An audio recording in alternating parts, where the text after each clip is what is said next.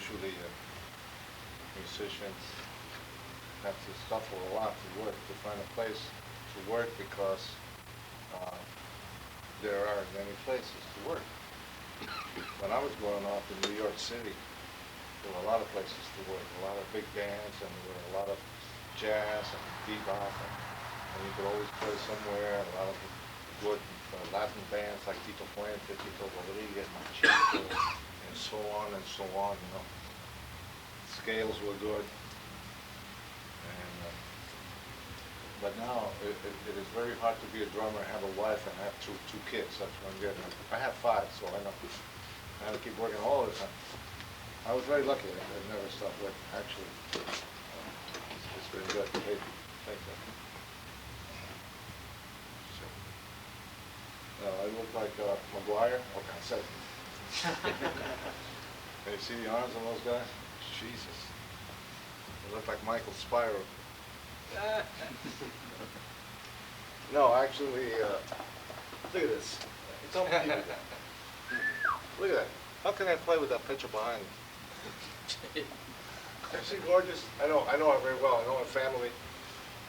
And her father, her brothers. They're a great family. They're great players. Great players. She's an incredible talent. So, you know, since it's not 7 yet, and you guys want to ask some questions about different things, so I could get, like, warm up. Coffee did half of that, so now I gotta play. You know, it's like, wow. You know, this jungle. Giovanni Hidalgo, Jose Luis Quintana, Changuito, as we call him, Tatahuines, Jesus Diaz, Michael Spyro that was just here. There are many players today. They are doing their homework. You cannot change one thing though, the traditional player, the traditional way of doing things. I'm a little on the experimental side. I like to experiment. I like to do, I've always been the type of guy that if I see 3 guys doing something or 4, I always say, I can do that. Even if I can't, but I'll always say it, I can do that. Or, you know, let me try it. So this is what you're gonna hear. Many rhythms basically are from my country, which is Cuba. I was born in Cuba and raised in New York City, and then went back to New York City after the revolution, and then I lived 10 years in Puerto Rico and Las Vegas in Nevada, where I played. I wanted to play shows, so I dedicated 21 years of playing for artists, you know, and they're a pain in the neck, all of them. If you want to know about anybody, I'll tell you about them, you know. So now I'm on my own, and I want to do what I want to do, and thanks to these companies that are letting me have a self-expression, because sometimes we need self-expression. Usually the drummers and the bands back there in shows, you know, you see them, but they're there, you know, and who gets the build-up and the money? The star, big star, you know. And you're just back there, and nobody knows who you are until you die, and then they raise a monument. Boy, that guy was great, but you're dead already, so you know.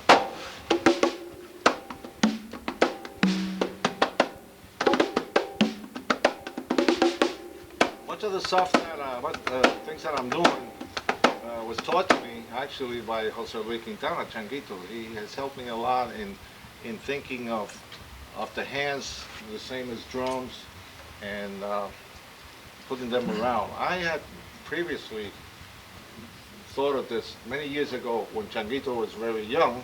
I was playing the set of drums and the conga drums in Havana all by myself, you know, and trying to do clave here, this and that.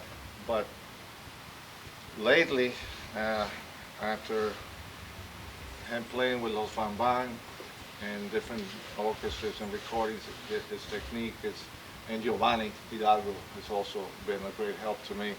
And just by watching them, it's a fabulous thing, because it kind of makes the conga drum just go a higher level, not just a background timekeeper.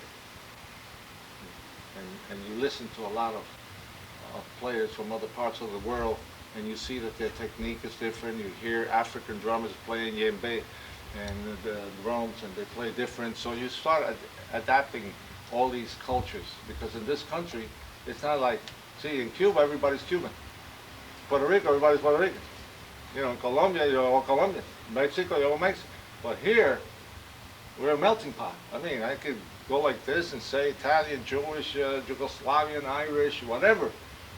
You know, India, right? Northern or southern? So Southern India, there's a difference in the playing, right? Their culture is like, it's a whole lifetime. I mean, if I wanted to say to him, I want to learn what you do. I don't have life enough to learn. And those drums either, bata drum, it's not enough. So you try to do the best you can. You hear things and you say, hey, I heard this from this guy one day, and I heard that, and I heard that. And you try to put it together. So it's more like a world music. It's a communication of rhythms, communication where you just play. I've been hearing these people stomp. Have you guys heard that? It's fabulous. And river dance from Ireland. And you can hear what they're doing with their feet is percussion. And they also have percussion. But if you hear their things and you try to say, well, I've heard this before, you know, in bata drumming or Colombia or yesa or different things from Cuba, it's all, there is a line, there is a lifeline of percussion. It's like a world language. That's what I think it is, one language.